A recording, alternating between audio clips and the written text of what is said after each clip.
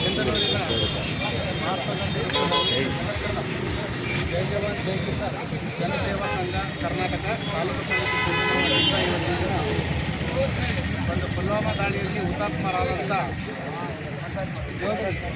ವೀರ ಯೋಧರು ಇವತ್ತಿನ ದಿನ ಯಾವುದೇ ದೇಶದ ಯಾವುದೇ ಮೂಲೆಯಲ್ಲಿ ನಮಗಾಗಿ ನಮ್ಮ ಒಂದು ಜನಕ್ಕಾಗಿ ಯಾರಾದರೂ ಜೀವ ಕೊಡ್ತಾ ಇದ್ದಾರಪ್ಪ ಅಂತಂದರೆ ಅದು ಯೋಧರು ಮಾತ್ರ ಅಂತ ಹೇಳೋದಕ್ಕೆ ನಾನು ಫಸ್ಟು ಇಷ್ಟಪಡ್ತೀನಿ.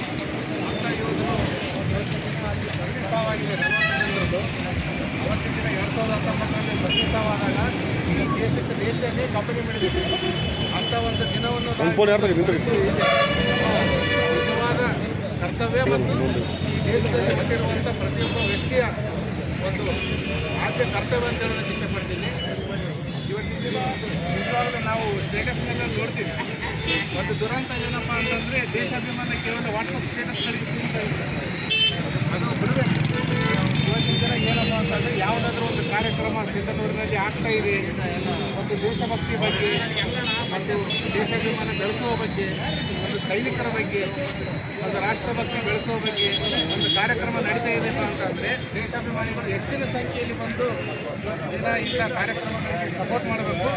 ಮತ್ತು ನಮ್ಮ ಸಿಂಧನೂರಿನಲ್ಲಿ ಭಾಳಷ್ಟು ಜನ ಯೋಧರು ದೇಶಕ್ಕಾಗಿ ಹೋರಾಡಿ ಇವತ್ತಿನ ದಿನ ಸಿಂಧನೂರಿನಲ್ಲಿ ಇದ್ದಾರೆ.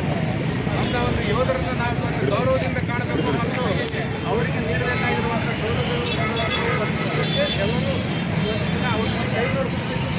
ಅದೇ ರೀತಿಯಾಗಿ ಜೈ ಜವಾನ್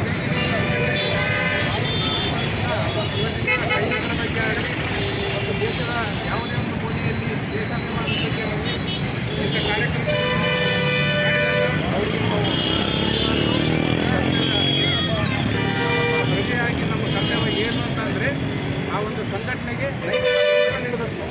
ಅವರಿಗೆ ನೈತಿಕ ಬೆಂಬಲ ನೀಡಿ ಅವ್ರು ಮಾಡುವ ಕಾರ್ಯಕ್ರಮಗಳಿಗೆ ನಾವು ಇವತ್ತಿನ ದಿನ ಅವರಿಗೆ ಸಪೋರ್ಟ್ ನೀಡಿದಾಗ ಮಾತ್ರ ನಾವು ಈ ಕಾರ್ಯಕ್ರಮಕ್ಕೆ ಒಂದು ಅರ್ಥ ನೀಡಬೇಕಾಗ್ತದೆ.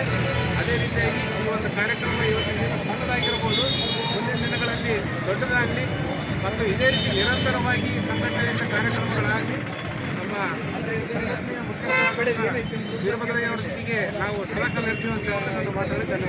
बोलो भारत माता की बोलो भारत माता की ಏನೇ ಬರಲಿ ಜೈ ಜವಾನ್ ಜೈ ಕಿಸಾನ್ ಜೈ ಜವಾನ್ ಜೈ ಕಿಸಾನ್. ಇವತ್ತಿನ ದಿನದಲ್ಲಿ 14/2/2025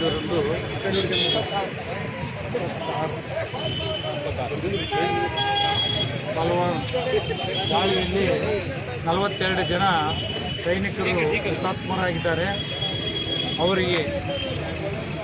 ಅವರಿಗೆ ಶಾಂತಿ ಸಿಗಲಿ ಮತ್ತು ಅವ್ರ ಕುಟುಂಬಕ್ಕೆ ಧೈರ್ಯ ಸಿಗಲಿ ಅಂತೇಳಿ ನಮ್ಮ ಜೈ ಜವಾನ್ ಜೈ ಕಿಸಾನ್ ಸಂಘದಿಂದ ಅವರಲ್ಲಿ ಕೇಳ್ಕೊಳ್ತಾ ಇದ್ದೀವಿ.